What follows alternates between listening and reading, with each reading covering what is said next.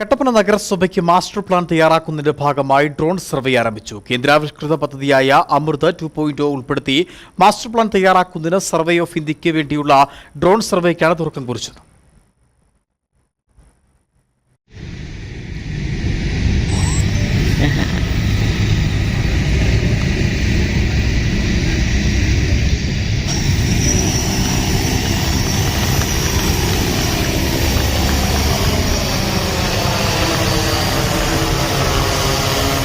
കട്ടപ്പന നഗരസഭയുടെ ഓരോ മുക്കുമൂലയും ഉൾക്കൊള്ളിച്ച് അതിനൂതനമായ സൗകര്യങ്ങളോടെ മാപ്പ് തയ്യാറാക്കി മാസ്റ്റർ പ്ലാൻ രൂപീകരിക്കുന്നതിന്റെ ഭാഗമായിട്ടാണ് ഡ്രോൺ സർവേ ആരംഭിച്ചത്. 120 മീറ്റർ ഉയരത്തിൽ 1 കിലോമീറ്റർ ആകാശ വിസ്തൃതിയിലാണ് ഡ്രോണിന്റെ സർവേ. കേന്ദ്ര സർക്കാരിന്റെ അമൃത് 2.0 പദ്ധതിയിൽ ഉൾപ്പെടുത്തിയാണ് നഗരസഭകളിൽ മാസ്റ്റർ പ്ലാൻ തയ്യാറാക്കുന്നത്. ഇടുക്കി ജില്ലയിൽ തൊടുപുഴ, കട്ടപ്പന നഗരസഭകളിലെ സർവേക്കാണ് ഇന്ന് കട്ടപ്പനയിൽ തുടക്കം കുറിച്ചത്. കേന്ദ്ര ആവിഷ്കൃത പദ്ധതിയായ അമൃത് 2.0 ഉൾപ്പെടുത്തി മാസ്റ്റർ പ്ലാൻ തയ്യാറാക്കുന്നതിന്റെ ഭാഗമായിട്ട് ഡ്രോൺ സർവേയാണ് ഇന്ന് നമ്മളിവിടെ അതിന്റെ ഉദ്ഘാടന കർമ്മമാണ് ഇന്നിവിടെ നിർവഹിക്കുന്നത്.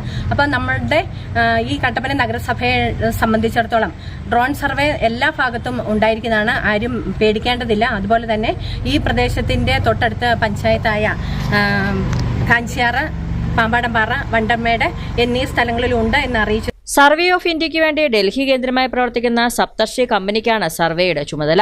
സർവേയുടെ അടിസ്ഥാനത്തിൽ ആദ്യഘട്ടത്തിൽ മാപ്പ് തയ്യാറാക്കുമെന്ന് സർവേക്ക് മേൽനോട്ടം വഹിക്കുന്ന ജില്ലാ ടൗൺ പ്ലാനർ മുഹമ്മദ് മുസ്തഫ വ്യക്തമാക്കി.